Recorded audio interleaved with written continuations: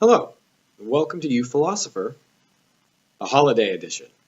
So let's get right to it. Let's start with a question brought up by the fact that I just said the holiday edition instead of the Christmas edition. So I was watching YouTube recently, and an advertisement came on before one of the videos that I was watching, and it was a gentleman talking about his argument that there is a war on Christmas. And I thought it was interesting that this was an advertisement. It was fascinating to watch. And unfortunately, I did not have the presence of mind to write down the speaker's name so that you yourselves could look him up. But it was fascinating to listen to because he was trying to make in this, I'd say 5-minute video or so, a kind of clear argument that there is a war on Christmas being waged by liberals who are actually doing so because they're anti-religion. And so the basic kind of gist was that people are trying to make it sound like they're trying to be sensitive to other religions, and that the politically correct speech was just a means by which to get away with this more insidious plan to get rid of religion. And the speaker, in his move to make his argument as convincing as possible, part of the ethos ended up being that, well, he himself is Jewish, so he doesn't really have anything to lose in this argument. That it wasn't a matter of, oh, I'm Christian and I'm offended because fewer people are saying Merry Christmas to me. His argument instead was Christmas is a national holiday.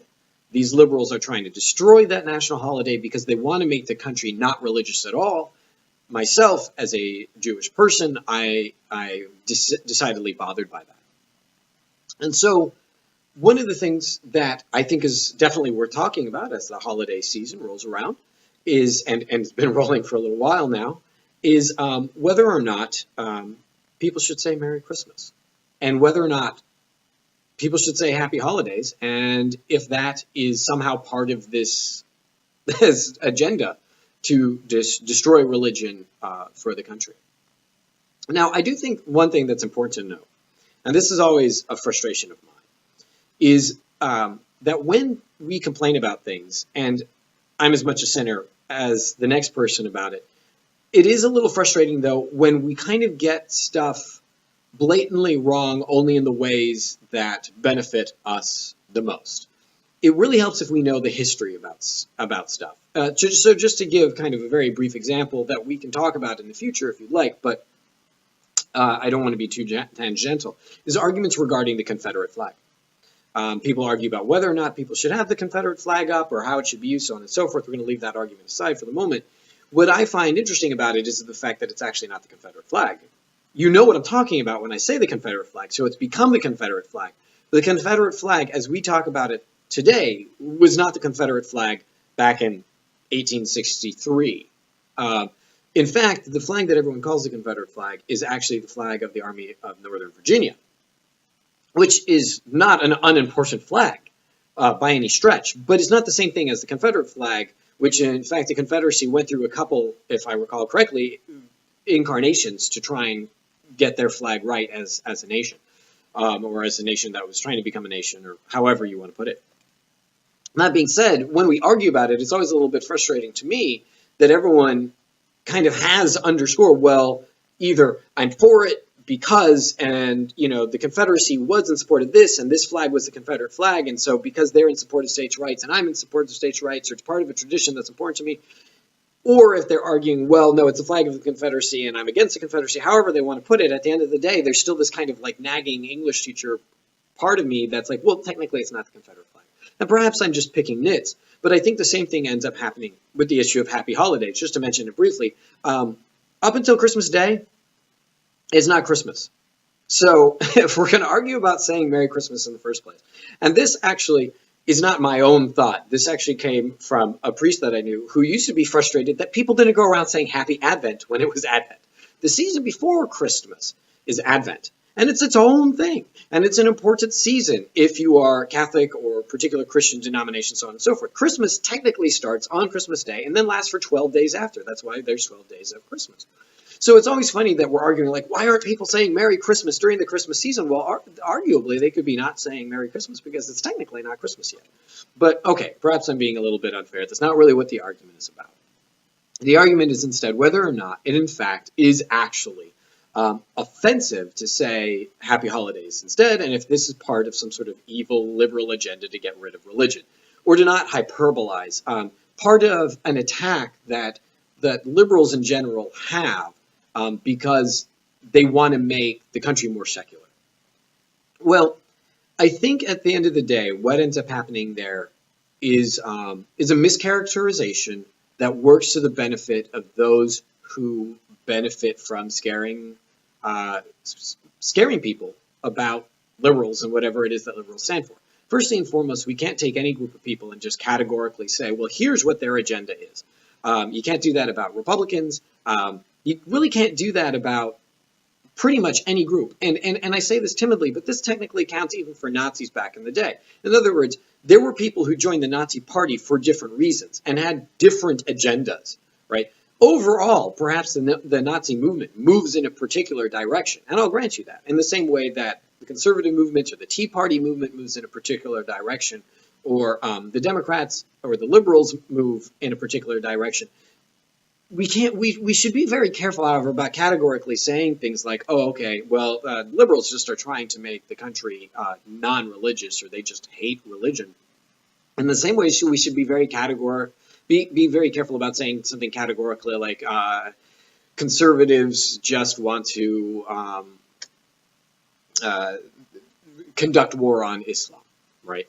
That's not fair, because not all conservatives do, and not even all branches of the Republican Party happen to agree on not just whether or not Islam's a problem, but they also don't even necessarily agree on what to do about that problem if they happen to agree that it's a problem.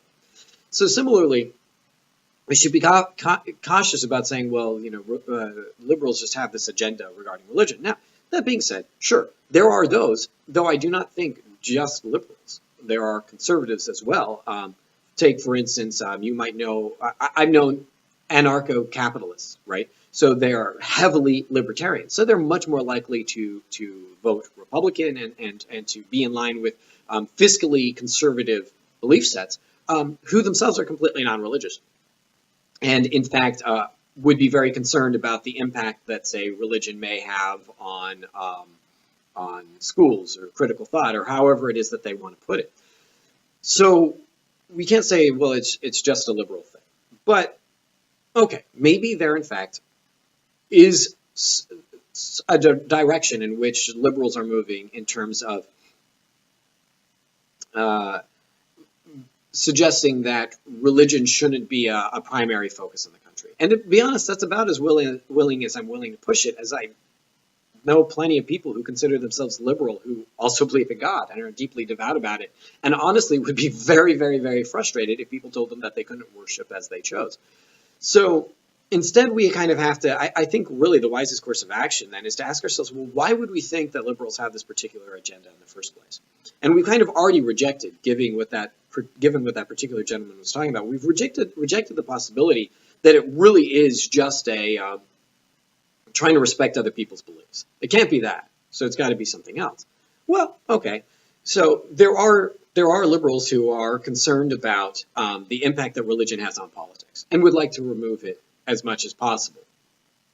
And we can have a pretty interesting argument about that. I think probably the most important thing to say is because the thing that comes up with that is the separation of church and state.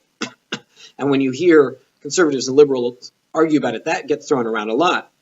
We have to remember that at the end of the day, the argument probably ends up coming out more similar on both sides than either side would like to admit. The reason why there's separation of church and state in the first place is not to protect the state. It's to protect people from the state in terms of their own religious belief sets.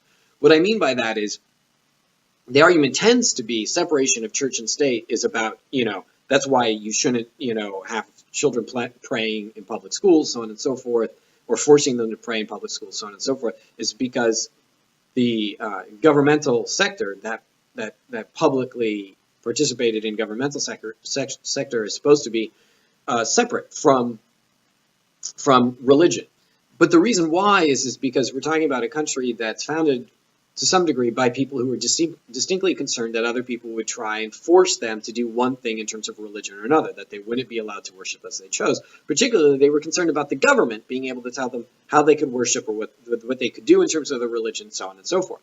So the whole point of the separation between church and state, at least initially, is to protect people's ability to worship as they choose. And if we remind ourselves of that, then the argument, I think, kind of comes out in the wash. In other words, both kind of end up saying the same thing. I mean, all you have to really do is ask yourself, okay, if I want to be able to pray the way that I want to, should I be able to force other people to pray in a way that they don't want to? And whether that means that they're atheists, agnostics, or Muslims, or Buddhist, or Wiccan, or Christian, or whatever, the realization becomes that pretty much for everyone, the answer becomes no. I do not want to have to give up my religion to worship in somebody else's religious way. That's what it comes down to. Now, it just so happens that here in the States, many people are Christian. And so when there is a push to make everyone do the same thing in terms of religion, it tends to be in a monotheistic perspective. We'll end up talking about God, or we'll do something like put the 10 Commandments up in front of a courthouse or something like that. And most people tend to not have a problem with it then because they themselves believe that they're followers of the 10 Commandments, and so they're comfortable with it. But the key is to remember that it's kind of that do unto others notion. Okay, fine. I'm comfortable with the 10 Commandments being here because I happen to be a follower of the 10 Commandments. What would happen, however, if our country, because of the fact that, say, Islam, I think, is the fastest growing religion in the world, if not the fastest, then one of the fastest growing religions in the world, what happens if we fast forward in the United States 100 years from now and Christianity is not the majority religion anymore, and people want to put something else, say from the Quran, up in front of the courthouse? Do I feel less secure as a Christian going to trial now, knowing that my religious beliefs are kind of secondary, and that apparently those religious beliefs over there that belong to this other group are somehow an important part of their judicial system? Well, I think we would suddenly become more concerned. I mean, to put it in a way that's probably more comfortable for all of us, imagine all of a sudden the Greek gods become a big thing again, and Zeus is like the guy, so 500 years from now, almost everyone in the United States is worshiping Zeus, and it's his rules that are up in front of a courthouse.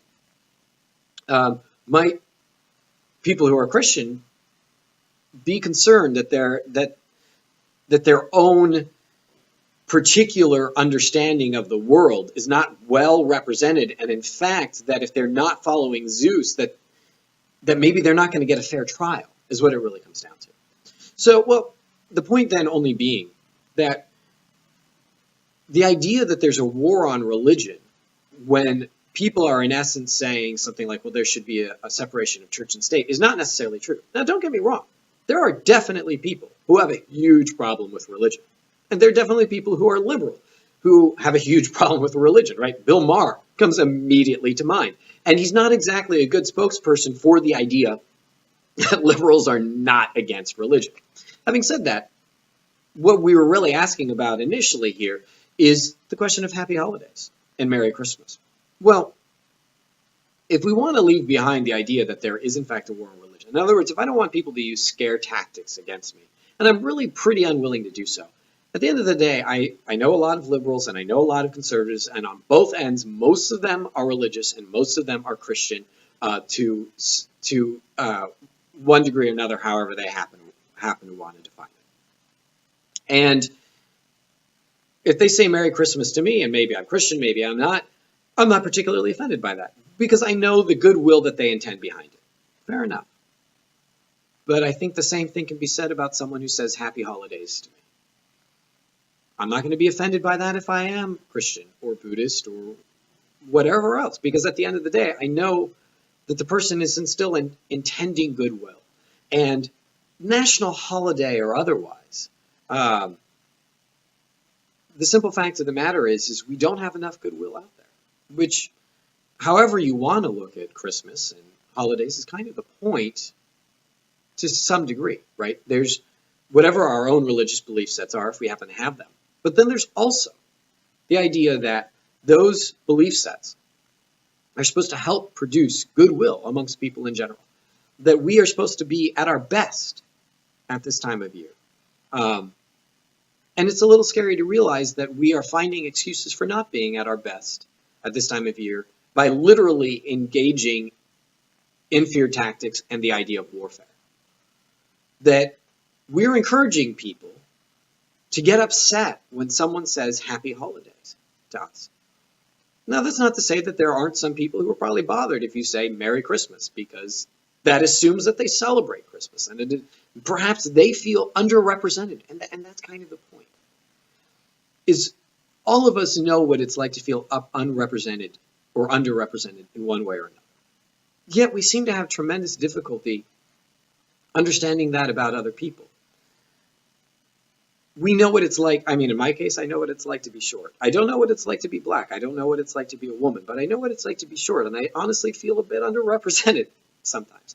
Now, it's not the same. I don't want to say that my suffering is nearly the same as the black populations, or my suffering is the same as the suffering that women go through, but I can at least be a little bit more sympathetic to the fact by recognizing the fact that it does suck to know that, 90%, I think some 90% of CEOs are not just white men, but white men who are 6 feet taller, 6 feet or taller. Well, maybe that's not a big deal, but it doesn't exactly make me feel good about myself, and it doesn't make me feel good about the prospects of my becoming a CEO. So I guess really what I want to ask, and what I can't help but wonder about, is why would we go around encouraging even more anger than we already have, especially during the holidays? Whatever our belief sets happen to be, even if we largely lack them entirely, why would we encourage people to be mad if someone says Merry Christmas, but why would we also encourage people to be mad if someone says Happy Holidays? And I've known people like that, good people like that, who get really upset if they're shopping at a store and someone says Happy Holidays to them as they check out, and they say, no, it's Merry Christmas. And I realized that this person just said Merry Christmas to someone angrily, which, not just in terms of the idea that Christmas is supposed to be a time of goodwill and charity and compassion, one of the times where we're at our best, but also, if you happen to be Christian, a time where you believe that you're literally supposed to be like sharing the love of Christ. And here you are saying Merry Christmas to someone in an angry way. No, it's Merry Christmas, which seems to completely defeat the purpose, whether you're religious or otherwise, of the idea that the holidays are about love and kindness. And that's a little bit sad, I think. So, not to be too preachy, which is something I'd like to avoid in this series, but I would like during this holiday season, especially one as divided as this one is, to encourage everyone to take it for what it's meant as. Whatever it is that people are saying, to try and hear them out. To not hear them in the worst possible way. That if they say Happy Holidays to you, that maybe they're not saying that they hate your religion and they don't want you to be able to participate in it, and that they want to turn the country into some sort of atheistic, hedonistic nightmare. Or if they say Merry Christmas to you, or, heaven forbid, Happy Hanukkah, or Happy Kwanzaa, at least they're saying happy something. Should be told we could probably use a bit more of right now. Maybe a few more have a nice days. Maybe a few more enjoy your holidays. Maybe a few more thank yous and a few more pleases and a few more have a safe drive home. And maybe a few more Merry Christmases and Happy Hanukkahs and a few more Happy Kwanzaas and a few more happy holidays. Maybe just a few more happies in general. Because supposedly that's what we say it's all about. And if we can't find a way to do that, what do we really have left? If during the time when we're supposed to be at our best, we're still at our worst, angry, assumptive, presumptive, unkind, and cruel, what can we expect during the other 11 months of the year when we're not under the requirement to be thoughtful, supposedly, right? I mean, it would be awesome if we were all year long. But I don't think it bodes well. So, with that, I would like to wish you a wonderful holiday season, and a Merry Christmas, and a Happy Kwanzaa, and a Happy Hanukkah, and a wonderful day. And to all of the other holidays that I'm missing, to the unrepresented Wiccans and Buddhists, to everyone, to atheists, to everyone, I hope that your entire year is fabulous. And thank you for taking the time to listen to this and for sharing this time with me. Have a lovely week.